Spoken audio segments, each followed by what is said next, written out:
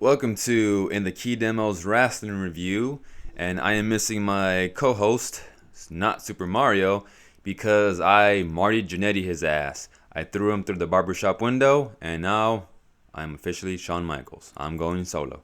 Nah, just kidding. Apparently he doesn't have his laptop, so I'm gonna be reviewing Ring of Honor. And I thought it came out Fridays. I was wrong. It's actually Mondays. So yeah.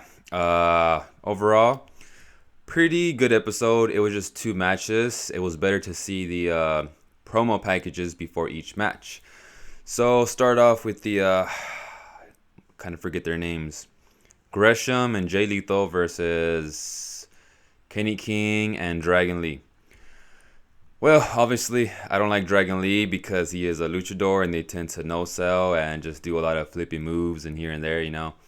But overall, it wasn't that bad. Started off with Dragon Lee and Gresham having an exchange with each other. It was pretty good. Then eventually the wrestlers came in with Kenny King and Jay Lethal. They had a pretty damn good exchange of wrestling maneuvers, so I was happy to see that. Then eventually Dragon Lee gets in and they start to get heat on Jay Lethal. So I didn't expect that Jay Lethal would get the heat, but he did.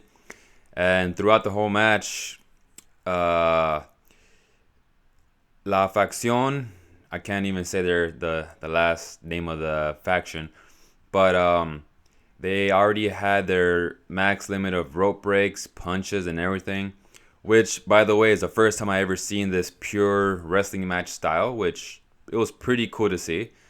I like the concept. So next week they're gonna announce another one. But with that said, they gain heat on Jay Lethal. Then Gresham comes in, and this is where it kind of fell apart. So eventually, towards the end, the finish was a punch. Which I didn't like about this finish was the fact that every wrestler always throws punches, but they don't get knockouts. Now, if it was like a Big Show where he punches the guy and it's known as a finish, I understand. But from my knowledge, Dragon Lee does not have that kind of finish. So what would have made more sense to me is when Dragon Lee noticed that the ref was distracted, that's when he just kicks Gresham in the balls. Simple as that. Or, maybe punch Gresham to kind of show that he's bending the rules, and then kick him in the balls, punch him in the balls, something. But no, it just simple punch. That made Gresham look weak. So that was, to me, a horrible finish to a pretty decent match. As far as the entrances, I was kind of thrown off by Kenny King's one horn. I don't know what that was about. I guess he was feeling horny. I don't know. And then you got Gresham. Once again, I see him with his Kraken octopus mask. I don't get it. They haven't explained to me why he has this whole gimmick. Like, I believe his first name is Jonathan. So if his name was Jonathan the Mariner Gresham, or Jonathan the Sailor Gresham, something that is ocean inspired, I'd understand. But the fact that he just wears an octopus mask or squid mask or kraken, whatever you want to call it, that just throws me off. With that said, a pretty decent match, and then it goes off into the main event. So I had no idea that Rush was the champion. I've seen him in promos, but I had no idea he was the main champion in Ring of Honor. So they start off the entrances and everything with packages. Once again, it was, sports based. I liked it. As far as Rush goes, I had no idea that he's from my mom's hometown. And I did some research. Apparently, he has my same last name, so we could be related. I mean, after all, we do have the same beak, big nose, and everything. So I don't know. We could be related. Who knows? So with that said, I was happy to see a heel So over the weekend, I saw New Japan Strong. I saw Moxley versus Kenta. This was an awful lot like this match, like that match, where Mox and Kenta went outside the ring, and clearly because of the pandemic, Mox was the champion for a while. At least I believe so. So they didn't want to stop the match because the fans finally got the match. You don't want to see it end crappy, right? With the DQ. The problem with that match was they did spots for the sake of spots. Nobody was heel, nobody was face. It was just two guys just doing moves to each other. Now here, even though they did bend the rules, I actually liked it because Rush is the obvious heel. So because of that, he's choking out Shane Taylor with wires and just choking him out.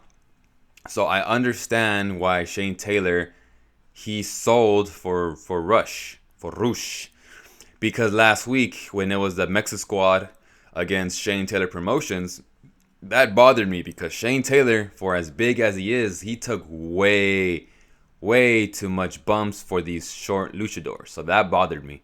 At least Rush is, he's well built, and he was choking the life out of Shane Taylor. So I understand why, you know, Shane Taylor was bumping around. That I could also forgive. And like I said, they took it outside, and because I don't know how many matches Rush has had, but apparently he's a chicken shit heel. So he tries his best to not wrestle every week like a Cody Rhodes or a John Cena with an open challenge.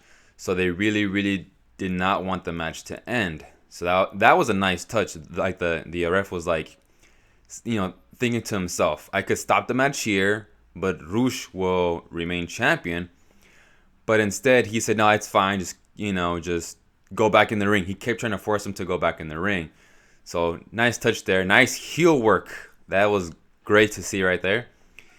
The problem I had as the match progressed was Rush was no selling way too much. Not in the sense of a luchador, more I would say of the strong style, New Japan style, where they get hits with the big hits and then just get right back up. They had an exchange where Shane Taylor hit Rush and then Rush just popped up with a damn knee. That to me, that kind of I criticize no selling that, but that's just me. That's not my style. I don't like it. But overall, the match was good. I kind of expected Kenny King to interfere, and he did. I expected because he on the commentating table he sided with, I believe it was Gresham, and he's saying, no, I have my faction out of this. It's just gonna be straight down the middle, just Shane Taylor versus Rush, which kind of made no sense because Rush was cheating. But point is, so he was making it seem too obvious that he's gonna go in the match and interfere, which he did, and he hits Shane Taylor with the chair shot. 1, 2, 3. Rush wins after his horns drop kick, or I'm not sure what it's called. Overall, aside from the fact that Rush does too much no selling, and Shane Taylor, even though he was getting choked out and everything, he still takes too much bumps. Aside from that, it was a good match. It was a good heel match. So I just posted a video of me and Not Super Mario talking about how heels need to work like heels. So this was what we're talking about. This is what heels should be doing. Because clearly, it seemed like Shane Taylor was going to kick Rush's ass. But Rush he kept just healing, just being so disrespectful, cheating, and it worked. It worked, and his championship reign keeps going, and eventually somebody will beat him, and that person will get elevated. So overall, decent. I was surprised to see 2 matches this week.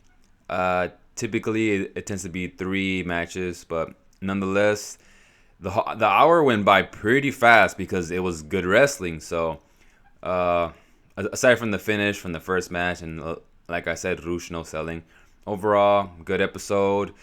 Next week is gonna have 2 matches again. So we'll see how that goes. But overall, good episode, and we're also gonna start reviewing NXT UK because me and Mario were just trying to find, not Super Mario. We're trying to find wrestling, good wrestling. We quit AEW. He tried NXT. I haven't watched NXT.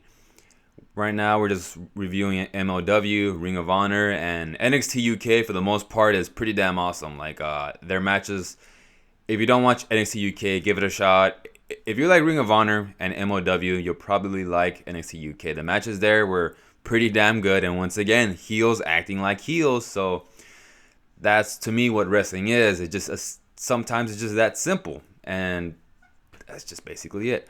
But with that said, yeah. So our next review will probably be most likely Thursday. We'll review both NXT UK and MOW, or something like that, and then we'll keep discussing certain things here and there. So keep updated, and thanks for watching.